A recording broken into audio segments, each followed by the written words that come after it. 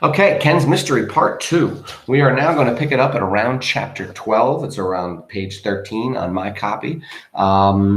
We have just been told a story inside a story. So it's really a frame story, right? Because if you think about this, the main story is a lot like Rime of the Ancient Mariner in that regard. The main story is the narrator going to Ken's house, and hearing, and talking to him. And while he's there, Ken tells him a story of a time that when he was in Ireland last year. And while he was in Ireland, he's told another story. So technically this is a frame within a frame within a frame. He's told another story by the army guys and the doctors that he was hanging out with on his last night. They threw him a party, remember, on October 31st before he went back to America. And in that story, we hear the story of Lady Fianguala, which was interpreted as the white-shouldered lady. I just want to point out the white-shouldered lady, pale lady. And it says here, I'm going to give you my quote. I underlined it. The lady, it appears, was originally betrothed to one O'Connor.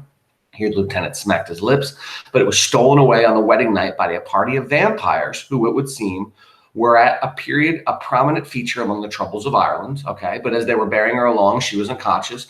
That supper where she was to be not to eat, but to be eaten. The young Kern of Karen, who happened to be out duck shooting, met the party and emptied his gun at it. The vampires fled, and the Kern carried the fair lady, pale, still in a state of insensibility, to his house. And by the same token, Mr. Kenningale observed the doctor knocking the ashes out of the pipe, year after passing that very house on your way here, the one with the dark archway underneath it and the big mullioned windows at the corner. So in this story, this myth of their time, of this town in Ireland, we found out that there was a party of vampires back in the day that took this woman, and then they did something to her. She passed out, and then as they were walking her home to eat her, this Kern guy, Kern of Queren, he was like a hero. He saved her. He shot at them. The vampires fled. He took the woman, brought her back to the house, and ironically or coincidentally, that's up to you, that's the very same house that our narrator, Ken in this case, he's narrating this story, walked by to get to the party, which means at midnight when he leaves this party, he will be walking again past this very same house.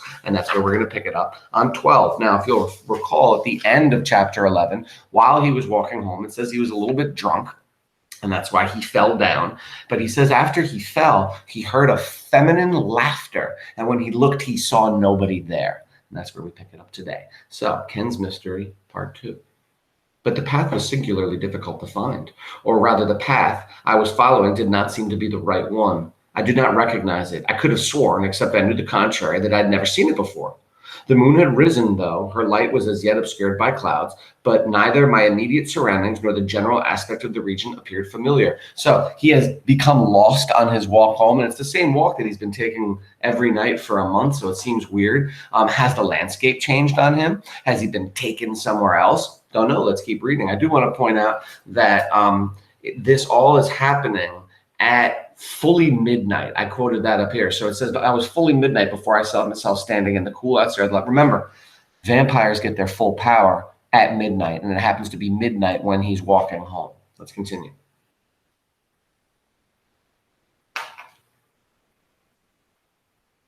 The place was, let's continue, I lost my spot. The moon had risen, though her light was as yet obscured by clouds, but neither my immediate surroundings nor the general aspect of the region appeared familiar. Okay, so he's in a place he doesn't know. Dark, silent hillsides mounted up on either side, and the road, for the most part, plunged downward, as if to conduct me into the bowels of the earth. The place was alive with strange echoes, so that at times I seemed to be walking, through the midst of muttering voices and mysterious whispers, and a wild, faint sound of laughter seemed ever and anon to reverberate among the passes of the hills. So he's in a place he doesn't know, and he hears this like weird laughter and like voices and whatnot around him. I don't know about you, but I'm freaking out if I'm him. Currents of colder air sighing up. In fact, let me underline that. Amidst the muttering voices, Jewish whispers, as a wild, faint sound of laughter seemed ever and anon to reverberate among the passes of the hills.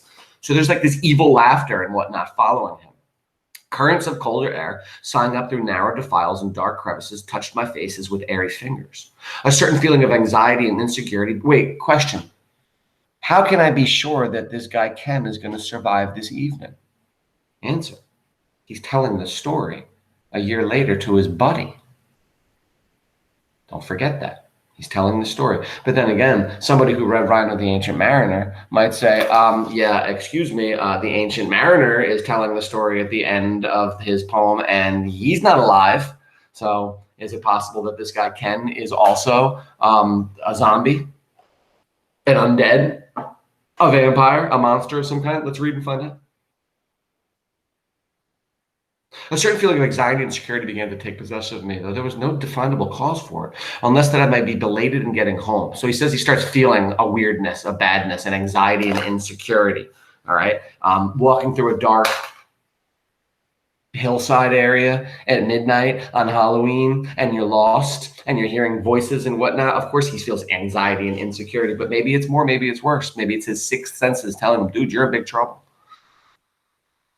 With the pervasive instinct of those who are lost, I hastened my steps, but was impelled now and then to glance back over my shoulder with the sensation of being pursued. But no living creature was in sight. The moon, however, had now risen higher, and the clouds that were drifting slowly across the sky flung into the naked valley dusky shadows, which occasionally assumed shapes that looked like the vague semblance of gigantic human forms. All right, now he's freaking out. How long I had been hurrying onward, I know not, but when a kind of suddenness, I found myself approaching a graveyard. Of course, it's a graveyard.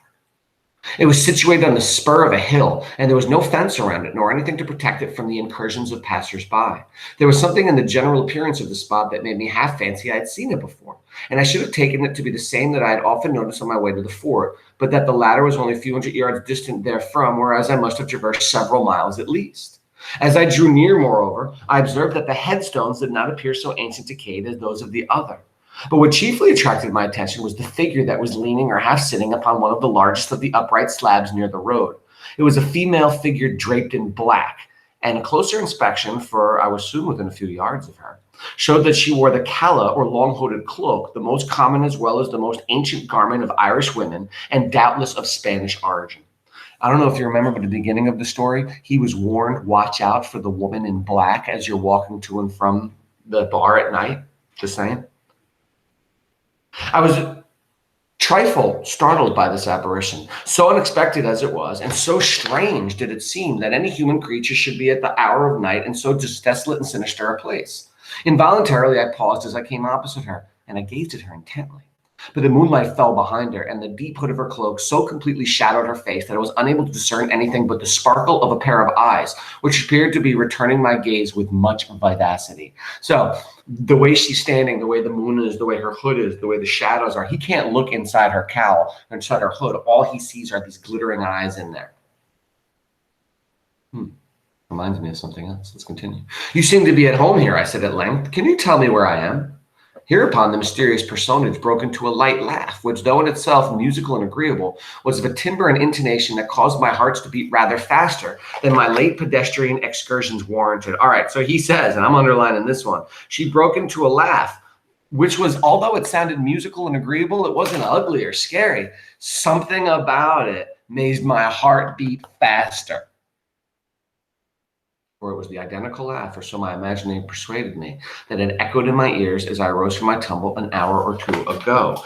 The identical laugh that he heard before. For the rest, it was the laugh of a young woman, and presumably of a pretty one. And yet it had a wild, airy, mocking quality that seemed hardly human at all. It had a mocking quality that seemed hardly human at all. Too bad.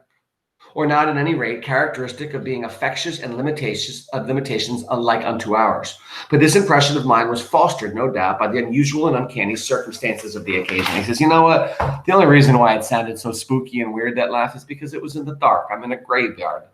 It's midnight. I'm lost. I'm freaking out over here. I'm scared. That's why it sounded weird. Sir, sure, sir, said she. You're at the grave of Ethelyn Fianguala. As she spoke, she rose to her feet and pointed to the inscription on the stone. I bent forward and was able, without much difficulty, to decipher the name and a date which indicated that the occupant of the grave must have entered the disembodied state between 2 and 3 centuries ago. And who are you, was my next question. I am called Elsie, she replied. But where would your honor be going November Eve? I mentioned my destination and asked her whether she could direct me thither. Indeed, then, 'tis there I'm going myself, Elsie replied. And if your honor will follow me and play me a tune on your pretty instrument, 'tisn't long we'll be on the road. All right, that's where I'm stopping. So he has met this strange woman who has a unhuman laugh, who he thought was following him before, and when he heard her laugh, she wasn't there, she wasn't around him. Maybe she was just hiding in the shadows or something like that. And now she is going to walk him home. He says, I'm lost, I'm going this way. She says, well, I'm going that way too. Why don't we walk together and you play me a song? And remember, the song that he's playing on, the banjo that he's playing on, is that very same banjo that Ken was showing the main character, our narrator, in the beginning of the story, the banjo that has seriously aged. It looks to be the same banjo he gave him before this trip. So something is going to happen between now and the end of the story, which is going to cause that banjo, that extreme aging process, and also mess with Ken, because remember, Ken has been changed as well. Finish the story, enjoy it. Make sure you fill out the vampire story format page. 3 things you're going to choose from. 1, is it a vampire story? Give me 3 reasons why and 3 quotes to support your reasons. Is it not a vampire story? Give me 3 reasons why and 3 reasons to support, 3 quotes to support it. Or of course, the final, is it not a vampire story, but you can see why people would think it because there's so many vampiric references in this story. Fabulous job, everybody. Have a lovely day.